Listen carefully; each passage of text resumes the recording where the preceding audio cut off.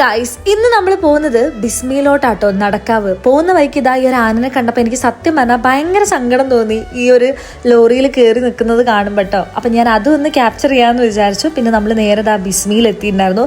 ബിസ്മിയിൽ നമ്മളൊരു TV purchase ചെയ്യാൻ വേണ്ടി പോവാട്ടോ. അപ്പം നിങ്ങൾ വിചാരിക്കും കുറച്ചല്ലേ വീട്ടിലോട്ട് വാങ്ങിയിട്ടുള്ളൂ. ഇത് വീട്ടിലോട്ടല്ല, നമ്മുടെ അക്കാഡമിയിലോട്ടുള്ള TV ആട്ടോ. അപ്പോൾ അത്യാവശ്യം വലിയ TVയും ഗൂഗിള് കാര്യങ്ങളൊക്കെ കിട്ടുന്നൊരു TV തന്നെ വേണം. അപ്പം നേരിട്ട് പോയി നമ്മൾ പർച്ചേസ് ചെയ്യാന്നുള്ള രീതിയിലാണ് ബിസ്മിയിൽ പോയത്. നമ്മളെ TVയും ഇവിടെ നല്ല അടുത്ത്. അപ്പം നമ്മൾ ഇത് തന്നെയായിരുന്നു നമുക്കൊരു ഓപ്ഷനായിട്ട് തോന്നിയത്.